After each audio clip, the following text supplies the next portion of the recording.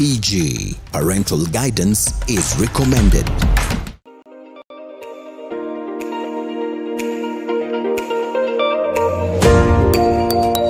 The golden rule for every businessman is this: you have to have your heart in your business and your business in your heart. Welcome to Humble Beginnings, the entrepreneurial and inspirational show that you absolutely love. And today, under a cerulean blue sky, our flight docks in Westlands at the Raptor Heights. We're in an ostentatious corner office that is largely glass, overlooking a luscious horizon. I meet a well-suited gentleman busy on his desk. His mellow demeanor is slightly deceiving, but it's from here that he runs his fast-growing empire. And this is his throne of power. He is the honcho at Ronald's LLP, a modern accounting services firm. Coincidentally, his name is Ronald Bwosi. Sir, is the difference the same? Ronald and Ronald's are two different entities. Ronald is a person. The full name for Ronald as a person is Ronald Bwosi.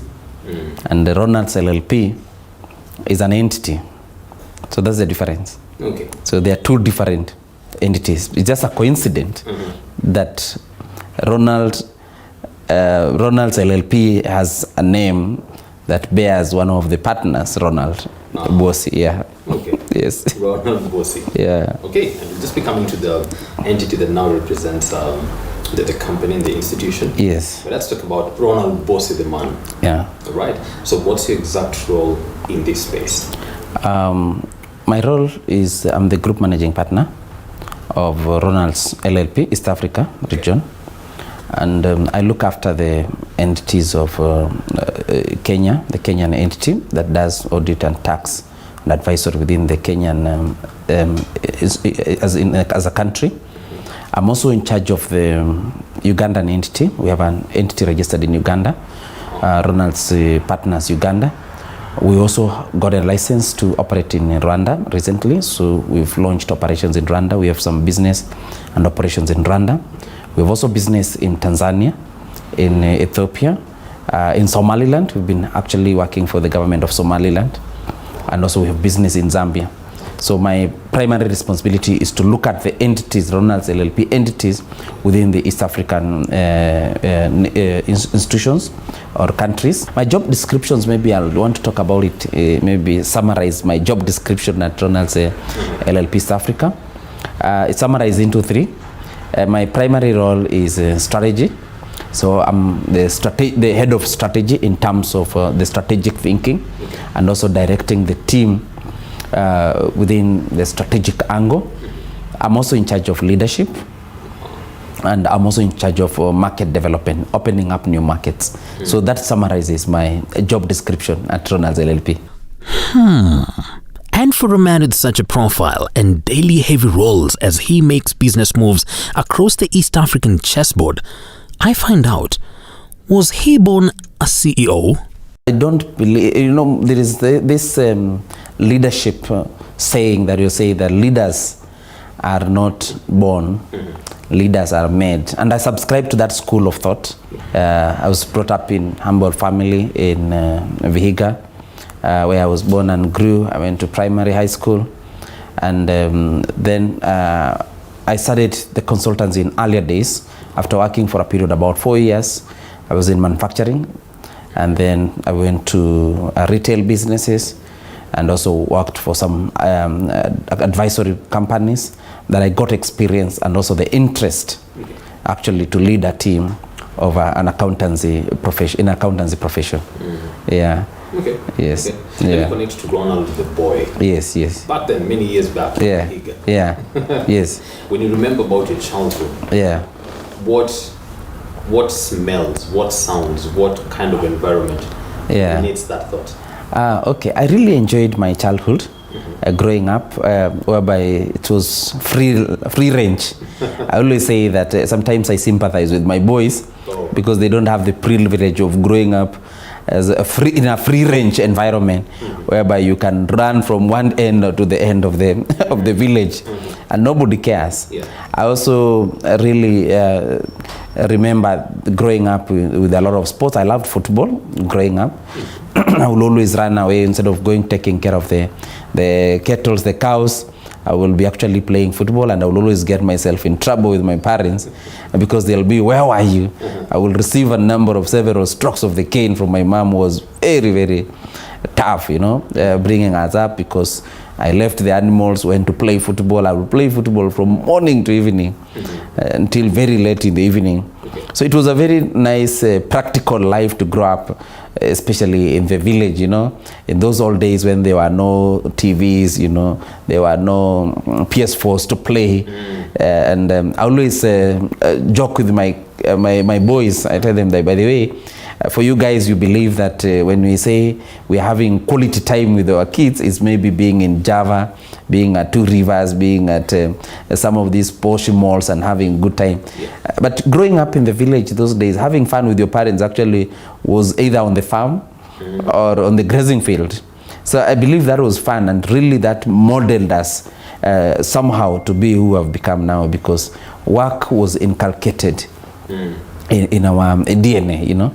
The other also experiences that I also really remember and really model my life is the issue of trading. I also learned the aspect of trading at very early stage. I will go buy sugarcane from the farmers and go and sell them, and I love that business. Of course, I will make some few shillings and coins, you know, cents, which I will then use during weekdays to buy some mandazi for myself. So it was quite fun and very humbling, but I believe that really modeled who I am, because I realized, by the way, you could easily just make money by doing business, you know, trading, exchanging some goods, commodities and services, and you're able to actually progress. But I believe that kind of environment was very critical to just in terms of unlocking my potential and understanding how businesses function and operate, and modeled who I am. Right. Yes. Right. So with such an entrepreneurial background, yes, and your entrepreneurial acumen just being sharpened at a very young age. Yes, yes. One of the childhood statements that get to paint where they want to be in future is, when I grow up, I want to be. Finish that statement for me. Okay, what I loved so much when growing up, what I wanted to become was a teacher. Oh, really? For me, I always say, when I grow up, I wanted to be a teacher. Initially, I wanted to be a shopkeeper. When I grew up, I used to say I want to be a shopkeeper. You know why I wanted to be a shopkeeper? Because growing up, you know, eating bread and having soda, that was a luxury. And one of the things that used to fascinate me is, how can a shopkeeper have all these things, good, nice, sweet things? He has all the sweets, has all the breads, the sodas, you know, Fanta Orange was nice and tasty, you know.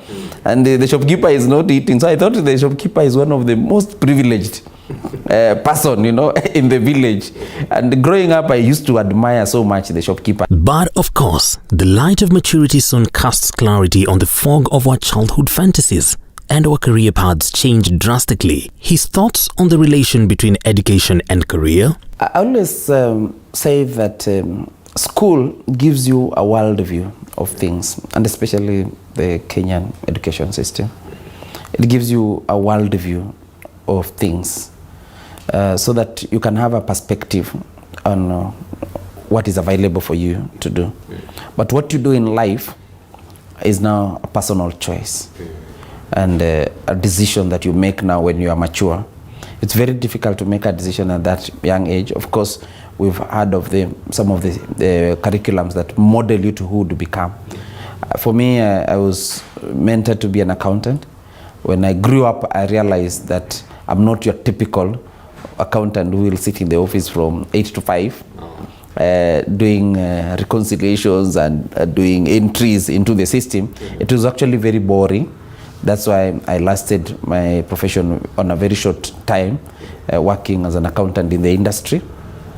It became fascinating for me just to be working with a variety of clients and learning from them and understanding what they do and their business. That was more interesting and more rewarding to me. That's why I decided that now that I've learned so much at accounting, but I don't like the ordinary industry accountant, how he or she will work. That's why I decided, let me do something that is more exciting, and that is consultancy. Wow. Yes, and even when I began the advisory, I had not amassed so much experience that maybe will be expected of any advisor or consultant. But you see, I've learned with time, and I always say that in advisory, you learn more faster than you will learn when you are just working for a particular entity as an accountant. Okay. Yes. Have you ever been employed? Yeah, I was employed after finishing my CPS and bachelor's degree. I was employed. I was the first employment I did was an audit firm, internship, and I remember my employment letter. It was written that you've been employed in this company as an audit associate, but we will not pay you anything. It was an unpaid internship. Yeah, it was an unpaid internship. And we say the reason why we will not pay you is because you will learn in the process. That sounded very barbaric.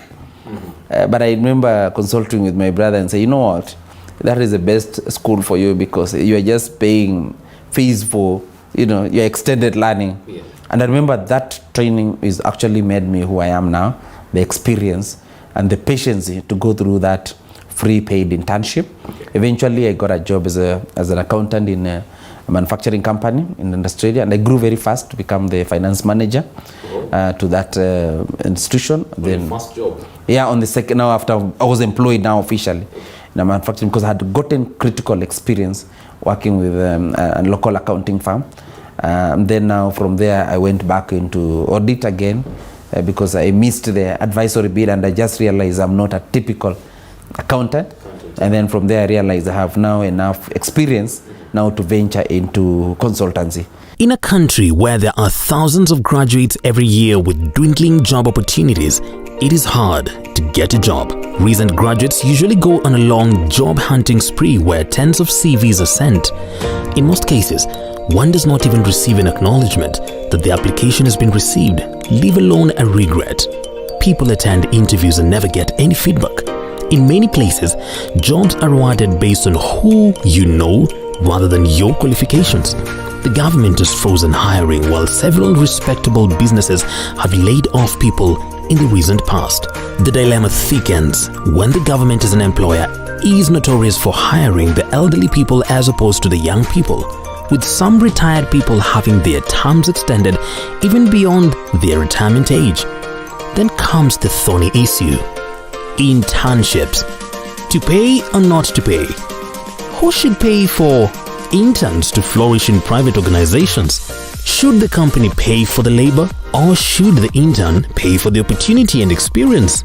Who owes who? Kindly leave your thoughts in the comment section.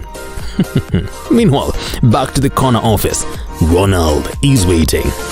Some people have very, very bad memories about their employment spaces. Yes. The employment status. Yes. Especially in relation to maybe a boss. Yeah. Do you have any of those moments that you just look back and say, because of this, I want to be a better boss today? What I did is, because of being told that you will be employed in this company, but you will not be paid anything, it sounded very cruel, for me, because, I was broke. I didn't have good shoes. I didn't have good clothes. And then now I've studied very hard and I've passed very difficult exams. It sounded very unfriendly for someone to tell me that you will be employed for nothing. And the decision I made from there is even the trainees that I hire, even the internship that I give to staffs, Ronald LLP will always give you something that will help you just to facilitate you in terms of be it lunch, be it travel and all that, because I really struggled through all that. It was a very painful experience, and I thought that even as we engage in turns, let us be more also respectful. Let us support them in whatever way we can. That has really changed the way I treat those who come from school fresh, Yes. Right. Yeah. That's quite commendable. Yeah. Quite commendable. Yes. Right. So what was that exact thought that now finally led to you thinking of Ronald's LLP? Yeah. What was that thought that birthed Ronald's LLP? Okay, initially when I left employment, I partnered with a fellow colleague, whereby she was doing HR advisory, and I was providing finance and business strategy and accounting and tax. And I thought it would be good partnership because we saw local need for, especially among the small businesses, the businesses operating around Kirinyaga Road, in town, Luthuli Avenue, and all that, having shops. We thought that they needed to be guided in terms of how do they keep their books right. And that was my passion, to meet that need. And I realized that yes, we had very good established accounting firms. All of them were actually aiming at the corporate level, but they were not looking at the SMEs, the lower businesses, those who are just struggling to try to establish and become corporate. They needed technical support. And in Kenya, we have many of them. So I saw a need that was not met by existing firms. So it is based on that background that I decided to partner with my colleague and leverage on his establishment in order to actually expand into that particular consultancy. And we did that for 2 years, but the challenges we differed on in terms of how we ran the company and all that, and in principles, what he wanted to achieve and what I wanted to achieve. And that's why in 2010 then, we found Ronald's Associates, which now the firm changed from Ronald and Associates to Ronald's LLP, as we continue to grow and expand and also accommodate other additional partnerships. So that was the changing point, just to meet the needs that were there, especially among small businesses in the country that were underserved by existing firms that were more targeted at corporate level rather than as small businesses. Okay. Yes, that was my driving force. And with that driving force, Ronald shifted to entrepreneurship. Why then did he consider a partnership? Why is his staff team predominantly youthful? His audit firm is now an international outfit. But how did their baby steps look like in their initial days? We find out right after this commercial break.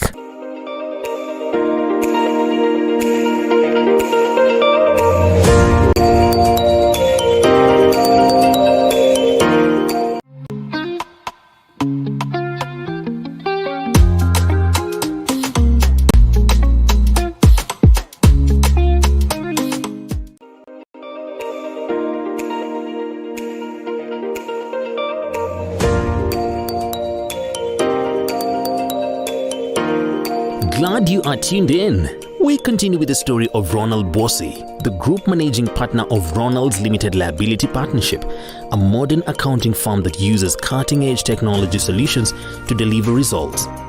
Let's zoom on the context of the industry. Kenya is among the largest economies in Africa. The country has rapidly emerged as a lucrative market for investment, not only due to overall economic growth levels and political stability, but also due to the fact that its relatively diversified economy is immune to fluctuations in oil and commodity prices. As a result, government agencies have increasingly sought support from accounting and advisory firms, particularly partnering with the Big Four in the accounting world, Deloitte, EY, KPMG, and PwC. But with a shifting landscape in the business environment, new business ties are being forged, with the Big Four audit firms seen to be expensive and underservicing SME clients. Therefore, with many SMEs seeking to strengthen their bookkeeping and attract funding by having external auditors check their books, the non-Big Four audit firms are taking up the space left by the audit giants. It was a big win, nonetheless, for Ronald's LLP when Parliament recently handed them a decent tender for the ever-lucrative contract to audit the books of the Auditor General for the financial year 2018 to 2019 and 2019 to 2020. The Chief Operating Officer had this to say about the big win. I'm excited because as a local firm shows you that they have ability to take up even bigger challenges. And I can tell you one of the key things that has set us apart is value. You know, you've also seen one of our brand personalities is exceptional value. Yes. And people have begun feeling it, not just in Kenya, but in the entire of East Africa, Africa, because we have clients even in the African region and all. And so people have begun feeling the value, which is most important for any client. And so I think if you looked at the newspaper advert and all, what they said is that our technical proposal stood out. So that tells you it wasn't about the financial proposal that probably we quoted lower and all. It was the technical proposal. Okay. So people are beginning to feel the value we're putting in, which really gets me excited because we are living our personality. Yes. Exceptional value. Yes. In terms of clients, Yes. the kind who just passed through your hands. Yes. What has been your biggest win in terms of like this was a big client? This was a big client. Yes. Okay, now we have many big clients. What we have tried to do as a company, in audit, there is what we call client concentration risk. When you have one huge client who actually generates your revenue, then it's very risky because that client calls shots and you lose your independence. So we've tried as a firm to make sure that none of the clients pay us more than 10% of our revenue. Oh. And you need to understand that as a company, there is what we call business goals. Our goal was risk management. And risk management, you rather get 1 million shillings from 5 clients than get 1 million shillings from one client. Because if one client defaults, what happens? Wow. And most companies struggle with client concentration risk because you get one major client and then now you are stuck there. Then I'm just calling the shots. I remember getting one very huge job and they were paying us some guide fees. Every year they will pay us good fees of about 10 million shillings and above. And that was when we were just starting. And it was risky, but I told my team, if we continue like this, we are going to wind up. Because what if that client shuts down? And for sure, that client got issues, was embroiled in a lot of issues, and we could no longer serve the client, service the client. But we are happy, we were glad that even when the client went under, we still continued with many clients that we have developed. Okay. So as a firm, we have a policy that no client should exceed more than 10%. Sometimes we will even not take because of independence issues and because of that client also calling shots and all that. So we have that guidelines. But they didn't always have the spotlight. Ronald and Noah Andakala, the managing partner for Kenya, take me through memory lane. This should be our 11th year because we started in 2010. Yeah, it's quite from very humble beginnings. I think I recall we still have some of our very first clients that we started with. And it's amazing. If we look at the history, when we started serving them, we were just the two of us, myself and Ronald, and we used to operate actually day after day. We get a small check today, we would all go to bank it, and we would count the days. When the money clears, we draw and we try to sort a few expenses for the organization. And for us, our main interest that time was just to find a livelihood. At least we can get cash to pay our expenses, just to get a bit comfortable, especially in the stomach, so that then we can be able to have energy for the next day. Can you remember your first office? How did it look like? Our first office was, I usually tell members of staff here, you would need to knock. Otherwise, if you don't knock, you open, it bangs into somebody's chair, seated right at the edge of the door. So it was a small room at Uniafric House, and it was terrible. But then we had to move out very fast. Then we came to Westlands. Yeah, and I think this is our our fourth office. We have changed offices. This is the fourth time. Yeah, from the smaller one room to now the space that we have that can occupy more than 150 people. I always say good things have to begin from basic, from ground to up. I began from a very low level. I was telling you how my laptop was falling off.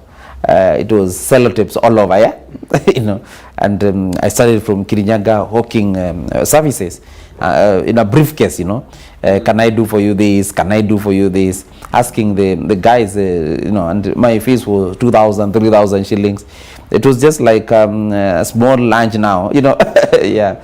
So I will spend a lot of quite considerable amount of time trying to look for clients, and that time we had an office in town. It was this suits number, you know. I think our office was 305, you know. 5, yeah, small room, you know, that will not accommodate more than 5 staffs.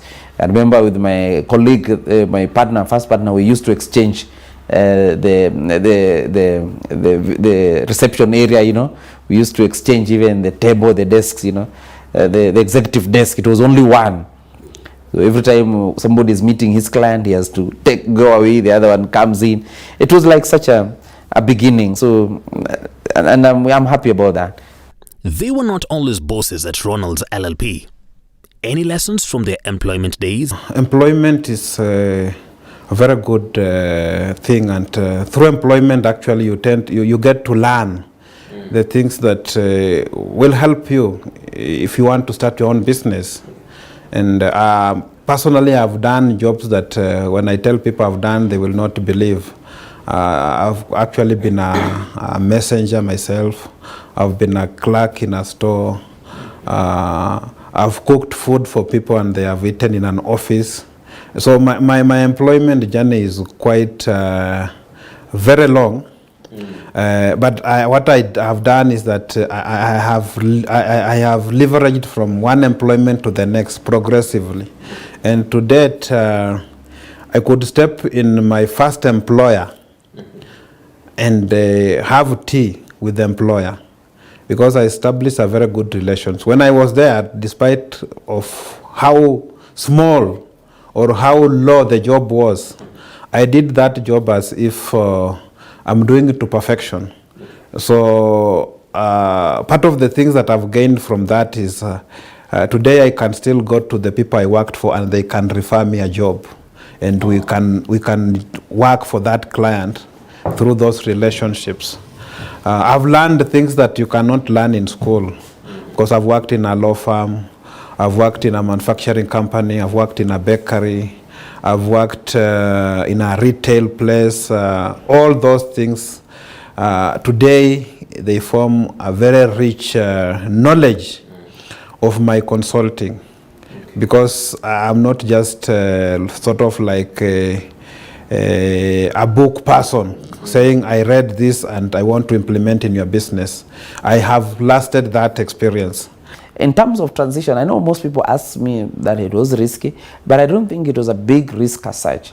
Because one, when I left employment, I had not grown to the top level of employment. I was not earning huge salaries, and I didn't have so much to lose.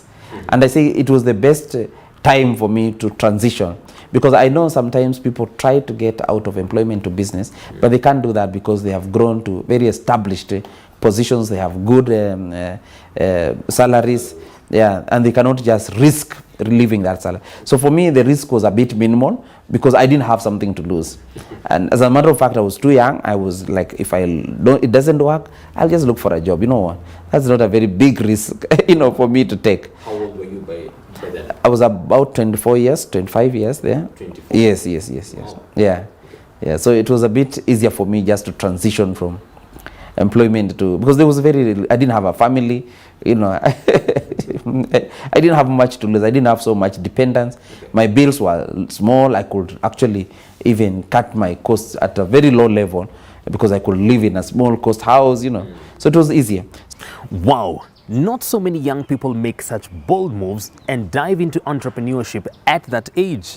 That's right. Yet Ronald did, and he knew too when and how to form a partnership that would be solid. My primary role is strategy. No dispute about that, sir. But should I tell the people that you have more in store for them next week? Yes. Oh, he does. He does. You asked for it. I promise to get up close and personal.